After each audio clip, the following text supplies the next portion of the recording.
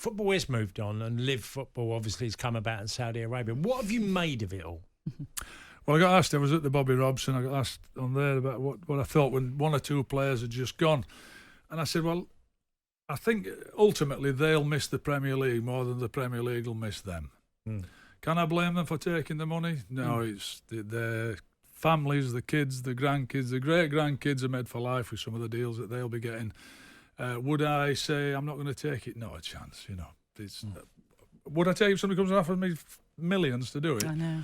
It's hard not to. And but besides which, they talk about what their country's like. Oh, we're not better than everybody else here. You know, people make mistakes and the government make mistakes. And so I just think sometimes it's people judge others on what they're going to do when if they got the opportunity themselves, they'd be hightailing it out of it on the plane. So it's easy to judge people when you're never going to get asked. Yeah. And I don't think the football is going to be... They'll miss the football. They'll miss the intensity of the Premier League. They'll miss the competition of the Premier League. They'll miss the competition of the Champions League, the European competitions. It's not going to be like that. And if for all the money they're getting, I can't believe they're going to enjoy it like they've enjoyed the Premier League. So do you think that's the same from a manager's perspective as well? You know, we've got Steven Gerrard, Fulham boss Marco Silva's been linked with a move there as well. I would... You know, if you go and win it, you've won it as a manager. Yeah. Playing it is the thing. I mean, some of the games, they're not going to be anything like the Premier League. The intensity of it, I don't know what the crowds are like. I can't really talk about it, Cars and Athletes. I don't know that much about it. I just thinking personally, the Premier League's amazing. And they'll find players that will come in and they'll set the Premier League on fire. And those that have gone, they'll have gone and I think they'll be forgotten. I mean, you've spoken really honestly and openly there. I think you're absolutely right about the majority of people, given that opportunity, would go out there because it is life-changing at the end of the day. And we've said that before already, really. Yeah, we've had that conversation many a time of, you know, we all like to pretend to ourselves that the morals and principles, and then it's put in front of you. And Mick used the line there, well, a lot of people would say no, they wouldn't, because they'll never be in that opportunity of saying yes, because they won't be asked. Yeah. So it's a lot, and other sports have followed. It's not just football.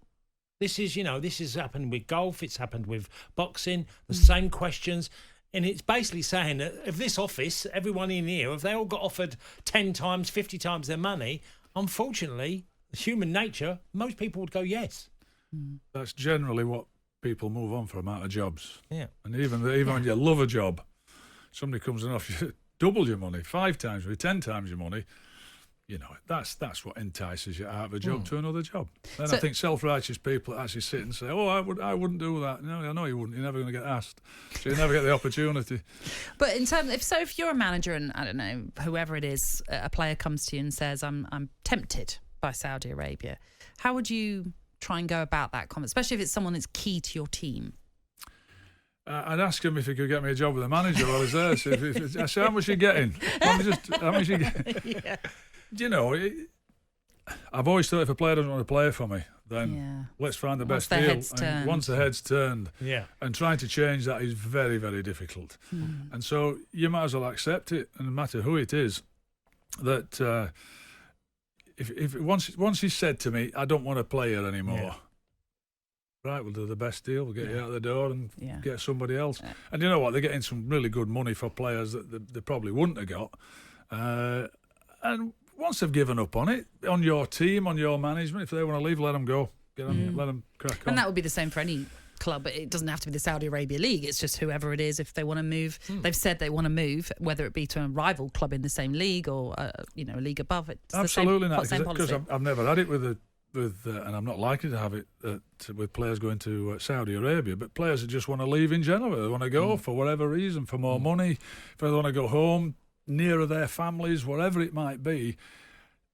Honestly, once you've decided in your heart and your brain that you don't want to be at that club, you've lost them anyway. Are you seeing all these messages come through? What, for me? No. Oh. It's for a different Republic of Ireland, former international. The love for Mick is brilliant, Mick. So many people talking about how they've met you and what a lovely man you are. Clearly they don't know you.